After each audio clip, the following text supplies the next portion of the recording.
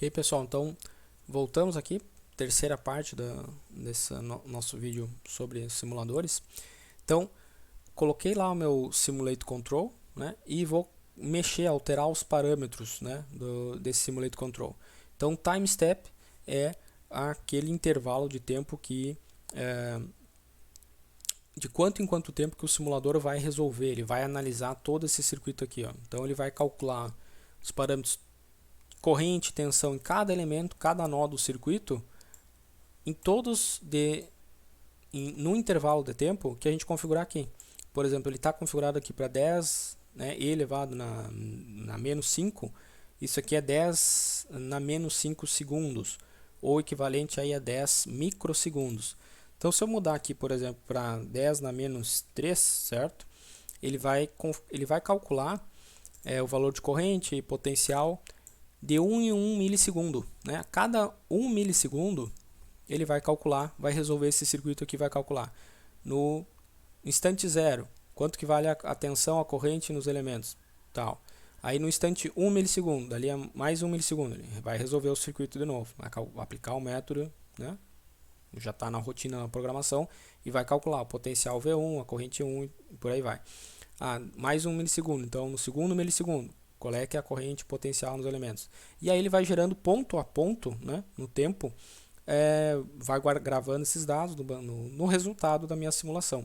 E aí depois a gente pode observar no gráfico das formas de onda qual é que foi essa evolução da corrente, do potencial. Né?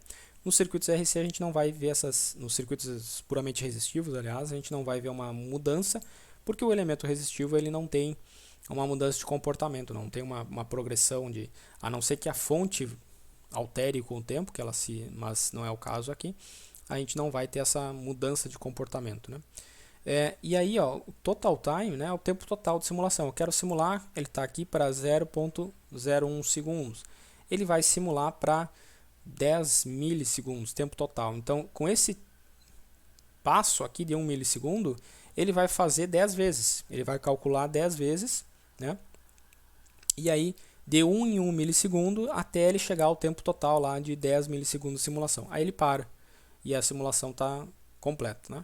Eu posso modificar que eu quero simular, por exemplo, até 1 segundo, né?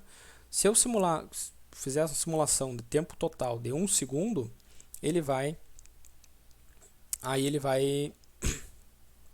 calcular aqui um parâmetro muito, por exemplo, ele vai calcular de 1 em 1 milissegundos, né? Ele vai ter que fazer 1000 vezes aqui, 1000 cálculos até completar 1 segundo, né? E nessa versão demonstração que a gente tem uma limitação que a versão demonstração ela permite calcular até 6.000 pontos, né, na simulação.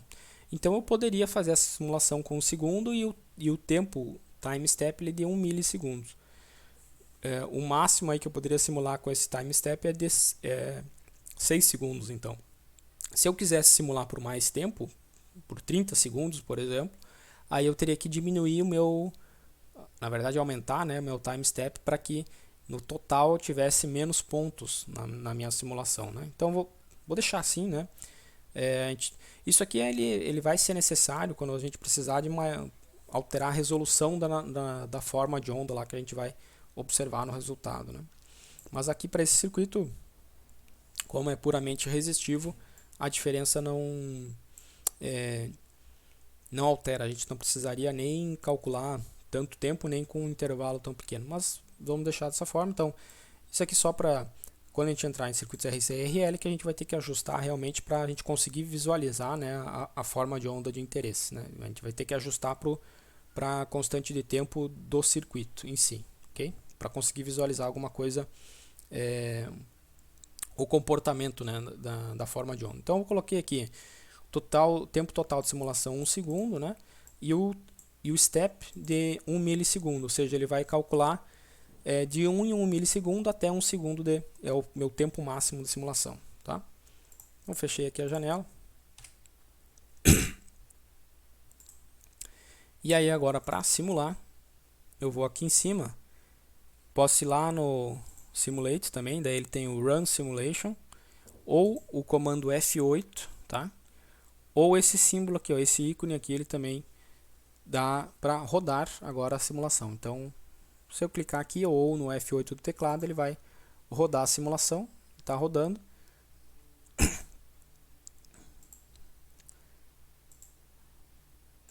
E já rodou, né? Eu vou ter que adicionar aqui a tela na captura, porque ele não está no meu computador, não está capturando a tela. Então ele rodou bem rápido, né? Foi em poucos segundos ali. E eu que tive que adicionar aqui no software de captura de tela essa janela, né? Então ele já gera aqui, ó. Esses são os resultados que ele está produzindo. Ó, IR1 é a corrente lá no meu resistor R1, a corrente no meu resistor R2, certo? A corrente no resistor R3 e no R4. I1, né? Lembre lá, é a corrente do amperímetro. Ó. Então IR1 é a corrente através desse resistor. IR2 a corrente através desse resistor de 2.2K.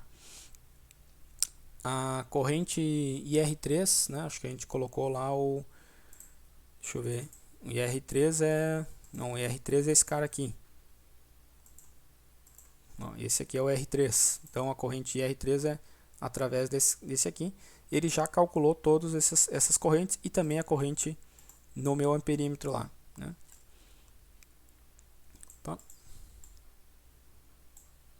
Tá? E aí eu vou colocar aqui são todas as variáveis disponíveis, né? Eu vou selecionar aqui qual que eu quero visualizar na forma de gráfico. Então eu vou colocar aqui, eu quero a corrente só no resistor 1. Então eu clico aqui, dou um duplo clique, ele passa aqui para a direita e é um OK, ele vai gerar o gráfico. E eu tenho que adicionar aqui a janela de novo.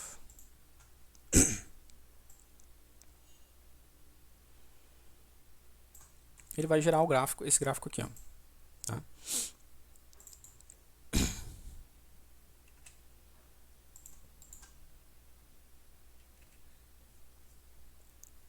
Ó, esse gráfico, né, ele está me mostrando embaixo aqui tempo, né, é um gráfico de corrente pelo tempo. Lá em cima está identificado que é a corrente IR1, né, e aqui é a escala 19, 18, 17 miliamperes, né, e ele está então aqui, ó, a curva, né, em vermelho está me mostrando aqui que a partir do instante 0 segundos ele começou lá com uma corrente um pouquinho maior que de entre 15 e 16 miliamperes, né? E aí aqui, por exemplo, eu tenho no instante 0.2 segundos, né? Todos esses instantes aqui em que a corrente, qual que é o valor dela. Para eu saber o valor preciso, o valor exato em diferentes instantes aí,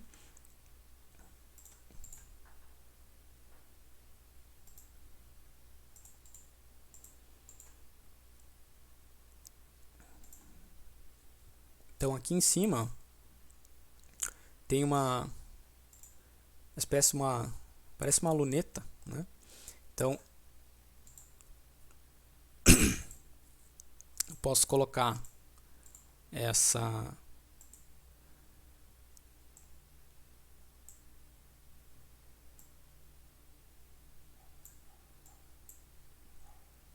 esse ícone aqui, tá?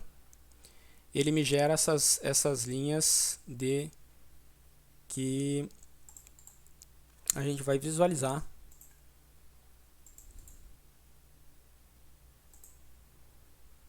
aqui, ó. Essas linhas que eu posso correr pelo gráfico, tá? Então ele gera, por exemplo, dois pontos, uma linha 1 e uma linha 2, que é onde eu tenho os valores aqui embaixo, ó. Eu tenho o valor do tempo da x1, que é essa linha, em que instante de tempo que ela está.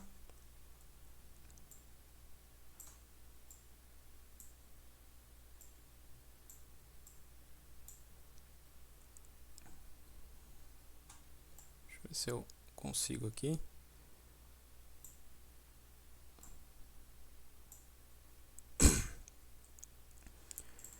Deixa eu mudar a cor da curva de corrente. Botei para azul. Então, em azul aqui está a minha curva de corrente,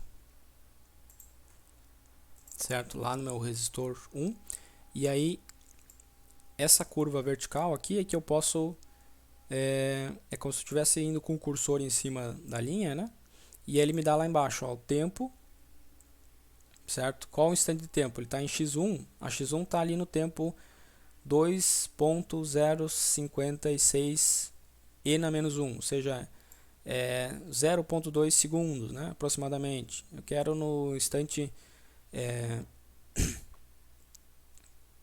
perto do aqui, ó, 0,3 segundos ou 300 milissegundos, né? Então, tá ali aproximadamente, eu posso até digitar aqui para ele parar exatamente em cima do 0.3.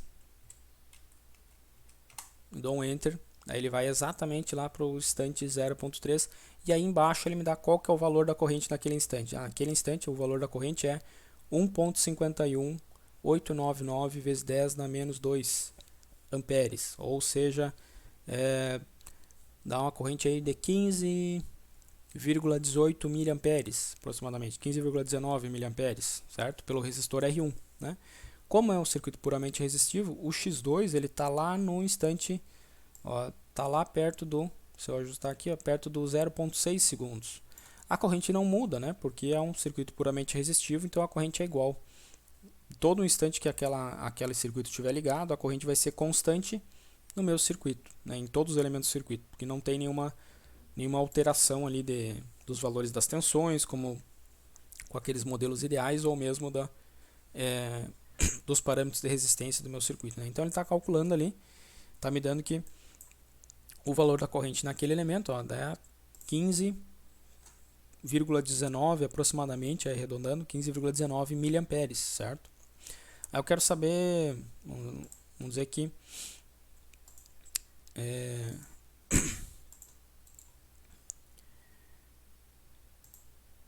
eu quero saber a corrente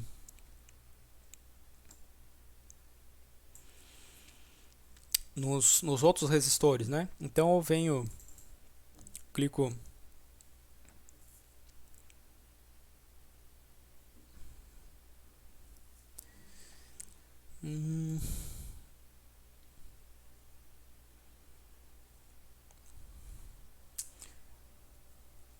aqui temos um complicador que ele não está capturando a tela, está capturando só a janela, então tá ruim isso, mas toda vez eu tenho que adicionar aqui no software a janela para ele capturar. Então se clicar duas vezes lá em cima do IR1, aqui no gráfico, tá? Aqui no fundo, ele vai abrir essa janela aqui das curvas. E aí que eu posso selecionar, eu quero colocar todas as correntes, todos os resistores juntas, né? Então eu quero adicionar elas, ó. Eu incluo aqui, e aí ele vai colocar no mesmo gráfico as demais correntes, tá? Aí eu vou botar deixa eu ver aqui, redesenhar, ok? Para ele alterar a escala. Então eu venho aqui, se eu clicar aqui eu consigo mudar as cores dessas curvas. Vou deixar a primeira em azul, o verde até que está dando para visualizar ali. Acho que o laranja não está visualizando muito bem, né? Deixa eu mudar aqui para uma cor mais escura.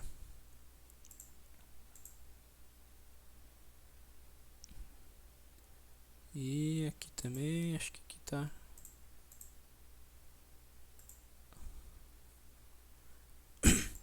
Aí eu continuo lá com as minhas linhas de referência, né? E aqui embaixo eu tenho agora a leitura de todas as correntes, né? Então eu posso ver no gráfico, ou eu posso ver na tabela ali embaixo, certo? O valor das correntes IR1, IR2, IR3 e IR4, né, nos elementos. Ó. Lá no resistor 4 está dando uma corrente negativa. Isso significa que o referencial, na verdade, a corrente está saindo daquele terminal positivo do elemento, que é o terminal que tem o ponto, né, sobre o elemento resistivo. E todas as correntes aí, bom, todos os resistores são da mesma ordem de grandeza, então todos estão dando próximos aí. O resistor 1 tem uma corrente de 15 mA, o resistor 2 também, porque os dois estão em série, né? Tem que ter a mesma lá no diagrama, a gente tem que ter a mesma corrente mesmo, né? Já que os dois resistores lá, o de 1K e o 2.2K, eles estão em série, então tem que ter a mesma corrente sobre os dois. O IR3 lá tem uma corrente de 33.79 mA e o IR4, que é aquele resistor lá de 1K, lá do lado da fonte de 120, tem uma corrente então que está fluindo no sentido contrário, de 18.6 mA, certo? E aí se eu quiser colocar mais outras curvas aí juntos, tá? Aí aqui em cima vocês podem adicionar nesse íconezinho aqui, tem adicionar nova janela, certo?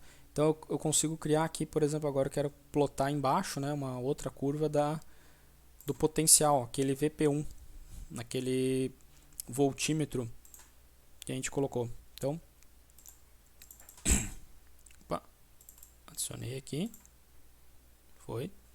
Então o potencial, ó, naquele voltímetro, ele aparece aqui embaixo também, se eu quiser em qualquer instante de tempo, né? Mas como não tem variação no meu circuito, o valor para qualquer instante de tempo é constante. Então,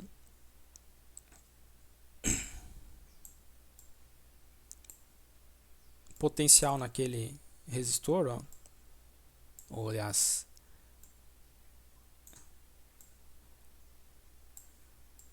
naquele voltímetro que a gente colocou lá, o VP1, entre os dois resistores, de 2,2 e de 1K, deu um potencial aqui de 14,8 volts, né?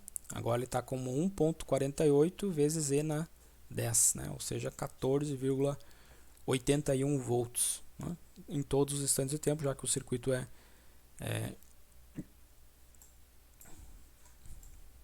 está em regime em regime permanente, né? Não tem nenhuma alteração, nenhuma variação de corrente ou tensão nos meus elementos, né? Então vocês podem utilizar essa deixa eu fazer outra simulação aqui de forma bem mais rápida. Eu vou apagar esse circuito, tá? Então vamos dizer que vocês têm um circuito, vocês querem simplesmente conferir a resposta, né? Então vocês podem o software PSIM aí, certo? Vai ser muito útil para a gente fazer o estudo, principalmente dos circuitos RC e RL, né? Que aí envolvem formas de onda que não são constantes, mas também é muito útil para vocês conferirem e verificarem o resultado de um exercício que a gente está fazendo agora, né? Análise nodal ou de malhas, né? Lembrando que se vocês estiverem fazendo análise de malhas e colocarem para fazer simulação, né? Lembra que o simulador ele vai mostrar só a corrente total que está fluindo pelo ramo. Se vocês colocarem um amperímetro ou medirem a resistência em cima do elemento, ele está medindo a corrente completa, a corrente total que está fluindo sobre aquele elemento naquele ramo. Ele não está medindo uma corrente de malha, né? Lembra que a corrente de malha ela é uma corrente teórica, né? Que é uma parcela que a gente considera que flui só por uma malha. Mas se a gente quiser saber o valor da corrente total, a gente tem que fazer a combinação das correntes de malha que estão passando por aquele elemento. Então, cuidado aí para comparar os resultados quando for o método de malhas. O resultado da simulação, qualquer simulador, ele vai mostrar apenas o valor da corrente real, corrente de ramo que está passando pelo circuito, né? Beleza? Então, tentem utilizar aí, pessoal. Não é muito difícil para vocês verificarem. Mais uma forma que vocês têm aí de verificar a solução dos problemas para ver se vocês atingiram a resposta correta, né? E treinarem também a utilização do software, que vai ser bastante útil com certeza ao longo do curso, beleza?